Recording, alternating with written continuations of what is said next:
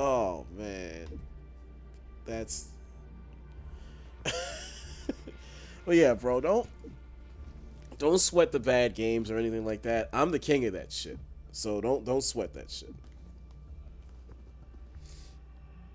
This guy's on the roster right now in ETOG that rate me lower than they should because of that. I'm not a high level player myself, but I'm not as bad as people may think either.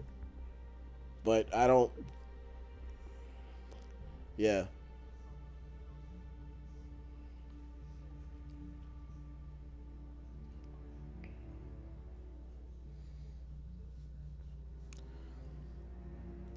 yeah.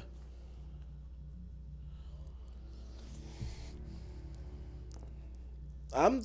I think I'm. If I'm lucky, I might be a 122K right now too. Like especially after this loss, my shit is probably like maybe in the 140s. I don't know, but I don't care about GB ranks. I don't give two shits if it's great or not. I don't. It doesn't. I don't feel like it does either. I've played 200Ks.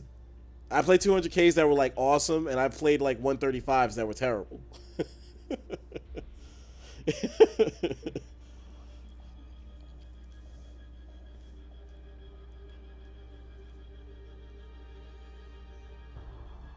I I would disagree with that. That's one thing that I kind of harp on too, and I'm not worried about that because you just said that. I just want to throw that out there.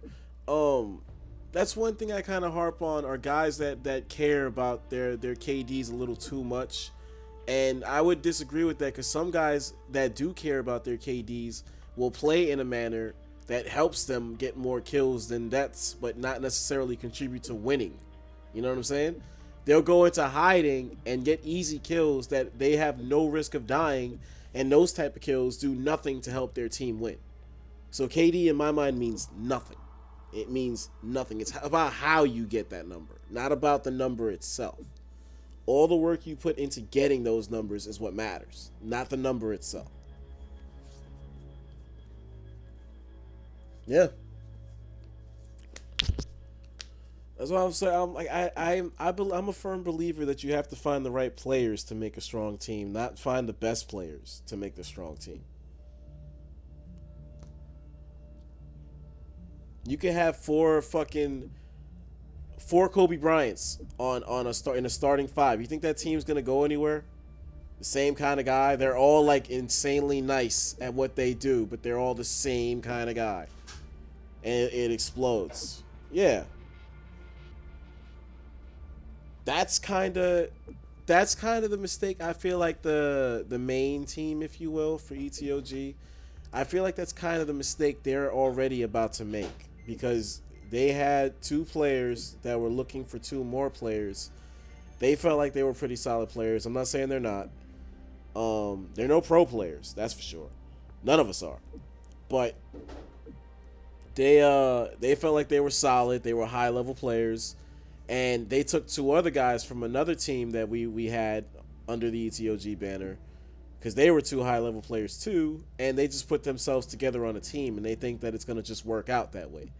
When three of them are really good at S&D and not so good at respawn modes, and then the other guy is the opposite. Like you can't have a team like that and expect that it's just you're just gonna put them together and it's just gonna work. I mean, unless it's like a freak accident where it does work, you know. That's no. I thought what you do chemistry wise and the fact that you're willing to run the AR like predominantly just run with the AR, it was an exact fit. That's what we need, and not for nothing you're very receptive when we tell you, when we give you advice and we call stuff out to you. You don't throw a hissy fit about it and stuff like that. And I also like that you came out and was doing the same thing back, and we don't catch hissy fits and whatnot. The dude that tried out before you did, I was playing bad for like 2 or 3 games, and he was trying to tell me what to do like I didn't know how to play the game. And that shit pissed me off. And I kind of snapped out at him after a while. Like, yo, like I know what the fuck I'm doing. I'm just playing bad. There's a difference.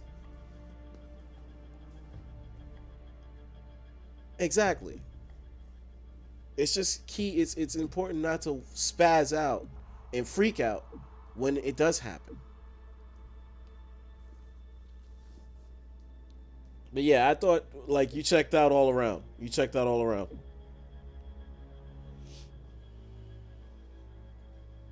Yeah,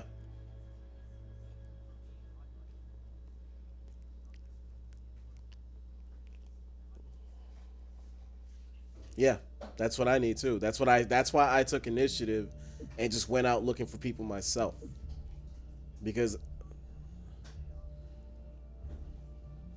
yeah.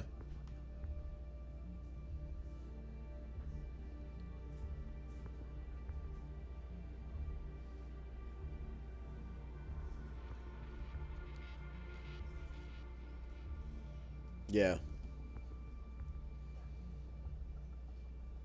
That's why I stress, like, and I stress that I don't care about it for one. Two, if somebody does care about it that's reading my shit, then I don't want them on my team anyway. They're doing me a favor. You're just weeding out the filth for me. If you care about that shit. I don't want guys like that. Like I played with guys like that that have egos that care about their GB rank a little too much, that care about their kills and deaths in games. Like it doesn't work. It just doesn't. You can't build a team on guys like that. You just can't. The shit implodes. Hmm.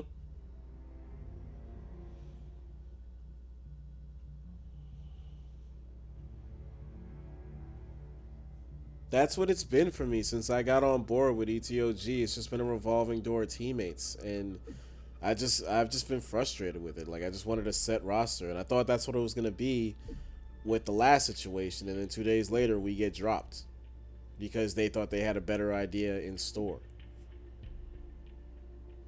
But it is what it is. Like hopefully that works out for them.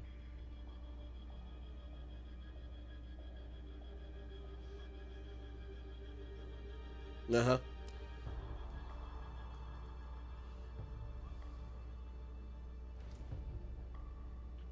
Precisely. That stuff we'll hash out.